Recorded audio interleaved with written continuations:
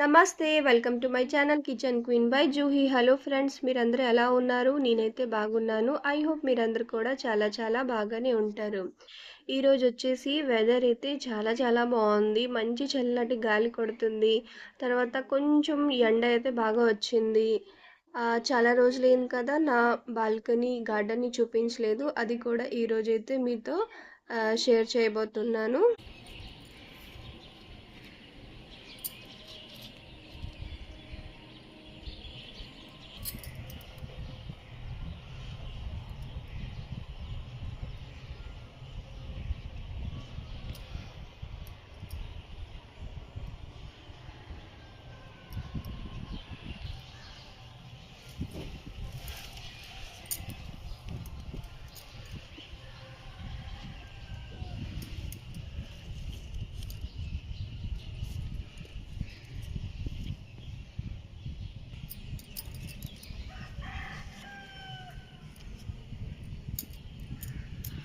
చూసారా, చిన్న చిన్న లెమన్ ప్లాంట్స్ అయితే వచ్చింది. అది కూడా వెజిటేబుల్స్ కట్ చేసేటప్పుడు ఎక్కడో 2-3 గింజలు ఉండిపోయింది అనుకుంటా. అది వేసేటప్పుడు అయితే దాంతో మొక్కలు అయితే వచ్చేసింది. తర్వాత వచ్చేసి నా తమలపాకు ప్లాంట్ కూడా బాగా హెల్తీగా ఉంది. ఇంకా ఆ బచ్చలి కూర కూడా చూసారు కదా, అవైతే మొన్నే చిగురు కట్ చేసేసి కుక్ చేసుకున్నాను. మళ్ళీ అయితే చిగుర్లు బాగా వచ్చేసింది. తర్వాత ఇదొచ్చేసి నా హల్దీ ప్లాంట్ అనమాట. అప్పుడు మీకు షేర్ చేశాను కదా, నేను హల్దీ మొక్కలు వేసుకున్నాను అనేసి. అంతే, మట్టిలో పసుపు నాటాను అనేసి. అవి అయితే ఇలాగా బాగా గ్రో అయింది, మొక్కలైతే వచ్చింది. దీన్ని ఏం చేయాలా అదైతే మా మమ్మీతో నేను అడుగుతాను, అప్పుడు చెప్తుంది. ఎందుకంటే ఫస్ట్ టైం అనమాట నేను హల్దీ ప్లాంట్ అయితే వేయడం అనమాట. ఇంకా ఇదోటి మొన్న పప్పు ఇవన్నీ నానబెట్టాను కదా, కడిగాను. అయితే అవి వేసేటప్పుడు ఆకుల్లో ఉండిపోయింది అనుకుంటా. అందువల్లనే వైట్ వైట్ అయితే ఉండిపోయింది. కానీ ప్లాంట్స్ అన్నీ అయితే నాది బాగా హెల్తీగా అయితే ఉన్నదనమాట. ఇలా భలేగా ఉంటుంది కదా, మార్నింగ్ మార్నింగ్ ఇలా బర్డ్స్ తాలూకుది వాయిసు, ఇంకా మంచి చల్లటి గాలి, ఇంకా ఇలా గ్రీనరీ చాలా అయితే బాగుంటుంది. ఇంకా ఏదో మా విండోలోంచి మా సూర్యుడు కూడా ఇలా కనిపిస్తారనమాట. నైట్ టైమే కిచెన్ అన్నీ క్లీన్గా ఉన్నది కాబట్టి మార్నింగ్ అయితే లేచేసి ఫటాఫట్ అన్నీ కుకింగ్ చేసుకోవడమేని. నిన్న మార్నింగ్ అయితే నేను పెరుగు తోడవేయడం మర్చిపోయాను కాబట్టి నైట్ అయితే వేసుకున్నాను. ఇప్పుడు ఇదైతే ఫ్రిడ్జ్లో పెట్టుకోవాలి. అయితే ఈరోజు వచ్చేసి నేను మంచి నాన్ వెజ్ రెసిపీస్ అయితే షేర్ చేయబోతున్నాను కాబట్టి స్కిప్ చేయకుండా చూడండి. ఇంకా వీడియో కానీ నచ్చితే మాత్రం తప్పకుండా లైక్ చేయండి. ఎందుకంటే మీరు ఎన్ని లైక్ చేస్తే అది ఇంకా కొన్ని మందికి అయితే రీచ్ అవుతుంది. కాబట్టి తప్పకుండా లైక్ అయితే మాత్రం తప్పకుండా చేయండి. ఇంకా నా ఛానల్ని కానీ మీరు ఫస్ట్ టైం కానీ చూస్తుంటే మాత్రం తప్పకుండా సబ్స్క్రైబ్ చేసుకోండి. అయితే ముందు రోజునే ఇలాగా నాటుకోడి అయితే తెచ్చేసారు. దాన్ని అయితే బాగా నేను వాష్ చేసుకొని దాంట్లో పసుపు, ఉప్పు, కొంచెం కారం, ఇంకా ఒక 4-5 స్పూన్ అయితే పెరుగు వేసుకొని బాగా మ్యారినేట్ చేసుకొని డీప్ ఫ్రీజ్లోనైతే పెట్టేసుకున్నాను. చికెన్ని ఫ్రీజర్లో పెట్టుకున్నాను కాబట్టి లేచిన వెంటనే అయితే ఇలాగా చికెన్ అయితే తీసుకున్నాను. ఇంకా ఇదోటి దీని మసాలా కూడా నేను నైటే ప్రిపేర్ చేసుకొని ఉంచేసుకున్నాను, మార్నింగు హడావిడి లేకుండా. ఇంకా మార్నింగ్ అయితే బ్రేక్ఫాస్ట్లో ఎగ్ దోశ చేస్తా అనేసి ఆ రుబ్బు బాక్స్ కూడా తీసుకున్నాను. నైటే నేను చట్నీ కూడా చేసుకొని పెట్టేసుకున్నాను. ఒక సైడ్ అయితే రైస్ అయితే పెట్టేసుకుని ఉన్నాను, మరో సైడ్ అయితే నా టీ కూడా బాయిల్ అయితే అవుతుంది. ఇలా ఇడ్లీ దోశ బ్యాటర్ అయితే ప్రిపేర్ చేసుకొని ఒక బాక్స్లో కానీ మనం పెట్టుకుంటే మినిమం ఒక 4 days వరకు అయితే మనకి హెడేక్ అయితే ఉండదు. ఏం బ్రేక్ఫాస్ట్ చేయాలా అనేసి. అయితే దానికి కూడా ఒక ట్రిక్ ఉంది. ఎందుకంటే మనము ఒక 4-5 days ఉంచేస్తే రుబ్బు పులిసిపోతుంది అనేసి అంటుంటాం కదా. అది ఎందుకు అంటే మనము దాంట్లో సాల్ట్ కలిపేసి ఉంచేస్తే అది రుబ్బు అయితే జస్ట్ ఒక 2 daysలో అయితే పులుపు వచ్చేస్తుంది అనమాట. అందువల్లనే సాల్ట్ లేకుండా ఇలాగ కలిపి బాక్స్తో కానీ పెట్టుకొని మనము యూస్ చేస్తే మాత్రము అది పులుపు అయితే అవ్వదు. ఇప్పుడు నాకు ఎంత కావాలో బ్యాటర్ అదైతే నేను తీసుకున్నాను. ఇప్పుడు దీంట్లో అయితే నేను ఆ బ్యాటర్కి తగ్గట్టు సాల్ట్ అయితే తీసుకొని కొంచెం అయితే ఇలాగా వాటర్ వేసుకొని మనకి దోశ బ్యాటర్ ఎంత థిక్గా ఉంటుందో అదొకటి ఇలాగైతే నేను చేసుకొని సైడ్ పెట్టేసుకుంటాను. ఇంకా మిగతా రుబ్బునైతే వెంటనే నేను ఫ్రిడ్జ్‌లో అయితే పెట్టుకుంటాను. అప్పుడు అది ఒక 4, 5 డేస్ వరకు పులుపు అవ్వకుండా ఉంటది. ఈ ట్రిక్ అయితే మీరు కూడా ట్రై చేయండి. రిజల్ట్ అయితే మీకే తెలుస్తుంది. ఇంకా నైట్ టైమే గానీ మనము ముందు నుంచి ఇలాగ చట్నీలు, మసాలాలు ప్రిపేర్ చేసుకుంటే మార్నింగ్ అయితే మనకి హడావిడి లేకుండా మనము లంచ్ బాక్సెస్ అయితే టేస్టీగా ప్రిపేర్ చేసుకోవచ్చు.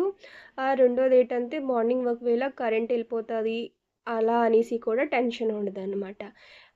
ఇప్పుడైతే ఇదోటి నా టీ కూడా బాయిల్ అయిపోయింది. ఇప్పుడైతే రిలాక్స్‌గా బాల్కనీలో అయితే నేను కూర్చొని నా టీ ఇంకా నా వేడి నీళ్ళైతే నేను ఎంజాయ్ చేస్తాను. మార్నింగ్ ఎండ అంది చిన్నపిల్లలకైనా, పెద్దలకైనా చాలా అవసరం కదా! కాబట్టి మార్నింగ్ మినిమమ్ ఒక 5 మినిట్స్ అయినా ఎండలో అయితే కూర్చోండి తప్పకుండా. ఇంకా ఇదోటి మా హౌస్ హెల్పర్‌కైతే ఇలాగా నేను బాస్కెట్స్ అయితే డివైడ్ చేసి ఉంచేసున్నాను. అప్పుడు నాకు మార్నింగ్ అయితే ఎక్కువ గిన్నెలు, బాక్సులు ఇవన్నీ వెదికే అవసరం అయితే నాకు ఉండట్లం లేదనమాట. ఈ ట్రిక్ కూడా మీకు యూజ్ అవుతదనేసి మీతో షేర్ చేసుకున్నాను. ఎలా అనిపించిందో నాకైతే కామెంట్ సెక్షన్‌లో చెప్పండి. ఇప్పుడొచ్చేసి నాటు కోడి కోసం అయితే ఇలాగా ఒక స్టార్ అనస్, మరాఠీ మొగ్గ, దాల్చినీ చెక్క, ఇంకా బిర్యానీ ఆకు, ఇంకా ఒక 4, 5 పచ్చిమిరపకాయలైతే కట్ చేసుకున్నాను. ఇంకా ఈ మసాలా కోసమైతే 1 స్పూన్ ధనియా, 1 స్పూన్ జీలకర్ర, 1 స్పూన్ సోంఫ్, 1 స్పూన్ గసగసా, ఒక ఇలాయచీ, ఒక 6, 7 మిరియాలు, ఇంకా ఒక హాఫ్ పీస్ అయితే అల్లం, ఒక 10, 15 తెల్లుల్లిపాయ రెబ్బలు, ఒక ఉల్లిపాయ, ఇంకా ఒక టమాటా. ఇవన్నిటిని అయితే బాగా మెత్తగా పేస్ట్ అయితే చేసుకోవాలి. ఇంకా ఇప్పుడొచ్చేసి ఒక కడాయి పెట్టేసుకొని దాంట్లో అయితే ఒక 4 స్పూన్ వరకు అయితే ఆయిల్ వేసుకోవాలి. అయితే ఇప్పుడు నేను చెప్పేది ఒక హాఫ్ కేజీ కంటే కొంచెం ఎక్కువ అనమాట చికెన్ అదైతే యూస్ చేస్తున్నాను. దానికి తగ్గట్టయితే మీకు ఇక్కడ నేను మసాలా కొలతలైతే చెప్పాను. ఇప్పుడొచ్చేసి ఆయిల్ వేడవ్వగానే దాంట్లో అయితే ఇలాగా మనము స్టార్ అనస్, దాల్చినీ చెక్క, మరాఠీ మొగ్గ, బిర్యానీ ఆకు, ఒక హాఫ్ టీ స్పూన్ జీలకర్ర, హాఫ్ టీ స్పూన్ సర్సో ఇవన్నీ వేసుకుందాం. దాని తర్వాత దీంట్లో చిటికెడ పసుపు అయితే వేసుకుందాం. ఎందుకంటే పచ్చిమిరపకాయ ఫ్రై చేసేటప్పుడు దాని గింజలు మన మీద తుల్లకుండా అయితే ఉంటుందన్నమాట.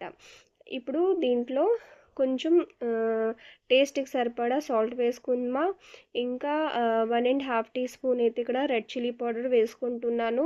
ఎందుకంటే నాన్ వెజ్ అయితే కొంచెం స్పైసీగా ఉంటేనే బాగుంటుంది కదా! అందువల్ల ఇక్కడ 1½ టీ స్పూన్ అయితే నేను రెడ్ చిల్లీ పౌడర్ వేసుకున్నాను. ఇప్పుడు దీంట్లో అయితే ఇవి ప్రిపేర్ చేసుకున్న మసాలా పేస్ట్‌ని కూడా వేసుకుందాం. వేసుకొని ఈ మసాలానైతే బాగా ఫ్రై చేసుకుందాం అనమాట. అయితే ఇక్కడ నేనైతే మస్టర్డ్ ఆయిల్ అయితే యూస్ చేస్తున్నాను. మీరు ఏ ఆయిల్ యూస్ చేస్తుంటారో అది అయితే చేసుకోవచ్చు. కానీ నాన్ వెజ్ ఒకసారి మీరు మస్టర్డ్ ఆయిల్‌తో అయితే కుక్ చేసుకొని చూడండి. చాలా చాలా టేస్టీగా కూడా ఉంటది. ప్లస్ మన హెల్త్‌కి కూడా చాలా మంచిది. రిఫైన్డ్ ఆయిల్ అయితే మన హెల్త్‌కి అయితే అంత మంచిది కాదు. ఇప్పుడు మూత పెట్టేసి మసాలాని అయితే మనము బాగా ఫ్రై చేసుకుందాం. చూడండి ఇక్కడ ఆయిల్ అయితే ఇలాగా సపరేట్ అయిపోతుంది కదా! దీని అర్థం మసాలా అయితే బాగా ఫ్రై అయిపోయిందనమాట. ఇప్పుడు దీంట్లో ఈ చికెన్ని మనము వేసుకుందాం. అయితే మార్నింగ్ లేచిన వెంటనే ఇలాగా చికెన్ని బయట పెట్టుకుంటే అది నార్మల్ టెంపరేచర్కి అయితే వచ్చేస్తుందనమాట. ఎందుకంటే మనం ఫ్రీజర్లో పెడతాం కదా! కాబట్టి అదైతే బాగా ఐస్ అయితే కట్టేస్తుంది కాబట్టి లేచిన వెంటనే ఇలాగా పెట్టేసుకుంటే ఒక గంటలో అయితే అది నార్మల్గా అయిపోతుందనమాట. ఇప్పుడు ఈ చికెన్ని కూడా వేసుకొని బాగా కలిపేసుకొని మూత పెట్టేసి ఒక 3, 4 మినిట్ వరకు అయితే లో టు మీడియం ఫ్లేమ్లో అయితే మనము కుక్ అయితే చేసుకుందాం. 3, 4 మినిట్ తర్వాత మనము చెక్ చేసుకుంటే చూడండి చికెన్ నుంచి అయితే వాటర్ మొత్తం బయటికి వచ్చేసింది. అయితే నాటుకోడికి ఏంటంటే మనము మసాలాలో బాగా ఫ్రై చేసుకోవాలి. అప్పుడే చికెన్లో ఉన్న ఆ నీచు స్మెల్ అనేది పోతుంది. ఇప్పుడు ఈ వాటర్ అయితే బయటికి వచ్చేసింది కదా! ఇప్పుడైతే దీన్ని ఒక సైడ్ అయితే మనము మీడియం ఫ్లేమ్లో అయితే మూత పెట్టకుండా గడిచేపు ఫ్రై అయితే చేసుకుందాం. అయితే ఈ నాటుకోడి రెసిపీ అయితే నేను మా పెద్దమ్మ దగ్గర అయితే నేర్చుకున్నాను. ఒకే రోజులో ఎవరికి వంట అయితే రాదు కదా! ఇలా ఒక్కొక్కటి చూస్తుంటే కదా నేర్చుకుంటుంటే కదా మనకి వస్తుంది. అయితే ఇదోటి ఇప్పుడైతే ఎగ్ దోస కోసము ఒక 2 ఎగ్‌ని అయితే ఇలా తీసుకున్నాను. అయితే ఎగ్స్‌ని కూడా మనము ఇలా బాక్స్‌లో గాని పెట్టేసుకుంటే ఎగ్ గాని ఏదైనా ఎగ్ గాని పగిలిందనుకో ఆ బాక్స్‌లోనే ఉండిపోతది. అదే గాని ఫ్రిడ్జ్‌లో మనము డోర్ సైడ్‌న ఇలా పెట్టుకుంటూ ఉంటాం కదా! ఆ ఒక ఎగ్ గాని పాడైందంతే మొత్తం ఫ్రిడ్జ్ అంతా స్మెల్‌గా వచ్చేసి మళ్ళీ మొత్తం ఫ్రిడ్జ్ క్లీన్ చేయడం పడుతుంటది. అయితే అది మనకి ఒక టైమ్ టేకింగ్ కదా! కాబట్టి దాంట్లోంచి అయితే ఇలాగా మనము ఒక బాక్స్‌లో పెట్టుకుంటే మనకి ఆ పని అయితే ఉండదనమాట. ఇప్పుడైతే ఇదోటి చూసారా చికెన్ నుంచైతే ఆ చికెన్ వాటర్ మొత్తము ఇంకిపోయింది. ఇంకా మసాలాలో బాగా అయితే ఫ్రై అయిపోయింది. ఇంకా మరో సైడ్ అయితే నేను కేట్లీలో ఒక 1 ½ గ్లాస్ అయితే వాటర్ వేసుకొని బాయిల్ అయితే చేసుకుంటున్నాను. ఎందుకంటే ఈ వేడి వేడి నీళ్ళని మనము ఈ చికెన్‌లో అయితే వేసుకోవాలి. ఎందుకంటే మనము చల్లటి నీళ్ళు వేసామనుకో అది ఆహ్, ఆ కర్రీదేంటంటే రంగు, రుచి, టేస్ట్ అంతా పాడైపోతుందనమాట. ఆల్రెడీ కుక్ అయిపోయింది. చల్లటి నీళ్ళేసేస్తే మళ్ళది టెంపరేచర్ అనేది ఎక్దమ్ లో అయిపోతుంది. మళ్ళీ హై అవ్వడానికి టైం కూడా పడుతుంది కదా! అందువల్లే వెజ్ అయినా, నాన్ వెజ్ అయినా మనకి వేడి నీళ్ళే ఎప్పుడు ఏసుకుంటే దాని రంగు, రుచి అయితే లాస్ట్ వరకైతే బాగా మెయింటైన్‌గా ఉంటది. ఇది ఇప్పుడు నాటుకోడి కదా! కాబట్టి నాటుకోడి కొంచెం హార్డ్‌గా ఉంటది బాయిలర్ కోడి కంట. కాబట్టి వాటర్ వేసుకొనైతే కుక్ చేసుకోవాలి. అయితే ఇప్పుడు మూత పెట్టేసి మీడియం ఫ్లేమ్‌లో అయితే పెట్టేసుకొని ఆ నాటుకోడినైతే కుక్ చేసుకుంటాను. ఇంకా ఇక్కడ నేను ఎగ్ దోస కోసమైతే ఇలాగా ప్యాన్ పెట్టేసుకున్నాను. అయితే ఇది నాన్ స్టిక్ ప్యాన్ అనమాట. దాంట్లో అయితే ఇలాగా జస్ట్ ఒక చుక్క అయితే ఆయిల్ వేసుకొని ఇలాగా ఆనియన్‌తో అయితే ఇలాగా రబ్ అయితే చేసుకుంటాను. నేను దోస కూడా మా చిన్నత్త దగ్గరైతే నేర్చుకున్నాను. మా చిన్న మేనత్త, మా డ్యాడీ వాళ్ళ సిస్టర్ దగ్గరైతే నేను దోస ఏయడం నేర్చుకున్నాను. నేను అలా మా ఫ్యామిలీ మెంబర్ ఒక్కొక్కళ్ళ దగ్గర ఒక్కొక్కటైతే నేను నేర్చుకున్నాననమాట. అయితే నాది ఇంట్లో నాన్ వెజ్ ఇంకా వెజిటేరియన్ కోసం అన్నీ వేరే వేరేగా నేను ఉంచుకుంటాను. మామూలు దోస కోసమైతే నేను ఐరన్ ప్యాన్ యూజ్ చేస్తూ ఉంటాను. ఇది పాత ప్యాన్ అనమాట. దీనికైతే నేను ఎగ్ దోస కోసము యూజ్ చేస్తూ ఉంటాననమాట. అయితే ఇదోటి దోస బ్యాటర్ వేసుకొని ఇలా రబ్ చేసుకున్న తర్వాత దీనిపైన అయితే నేను ఇలాగా బీట్ చేసుకున్న ఎగ్ అయితే వేసుకున్నాను. దానిపైన ఇలాగా షెజ్వాన్ చట్నీ అయితే వేసుకొని మొత్తం స్ప్రెడ్ అయితే చేసుకుంటాను. అయితే నేను ఎగ్ బీట్ చేసేటప్పుడు దాంట్లో సాల్ట్ గాని, పసుపు గాని ఏంటి ఏసుకోలేదు. ఎందుకంటే ఆల్రెడీ మనము దోస బ్యాటర్‌లో సాల్ట్ వేసుకొని ఉంటాము. ఇంకా షెజ్వాన్ చట్నీలో కూడా సాల్ట్ అనేది ఉంటది. కాబట్టి ఎగ్‌లో కూడా మనము సాల్ట్ వేసుకున్నామంటే ఎక్కువ సాల్ట్ అయిపోతుంది కాబట్టి నేను వేసుకోలేదు. ఇప్పుడు కొంచెం అయితే ఆయిల్ వేసుకొని అటు ఇటు ఒకసారి బాగా లో ఫ్లేమ్‌లో అయితే మనము దోసని కుక్ చేసుకొని ఇలాగా సర్వ్ చేసుకుంటే వేడి వేడిగా ఎగ్ దోస విత్ ఖట్టా మీఠా చట్నీతో అయితే నేను సర్వ్ చేసుకొని మా వారికైతే బ్రేక్‌ఫాస్ట్ ఇచ్చేస్తాను. ఇప్పుడు మా పాప కోసం కూడా ఒక దోస అయితే వేసేస్తాను. మా పాపకైతే ఒకేసారి నేను పెద్ద దోస అయితే చేసేసి ఇచ్చేస్తుంటాననమాట. ఈ ప్యాన్ ఎంత పెద్దదయ్యిందో అంత పెద్ద దోస అయితే తనకి చేసేసి ఇచ్చేస్తాను.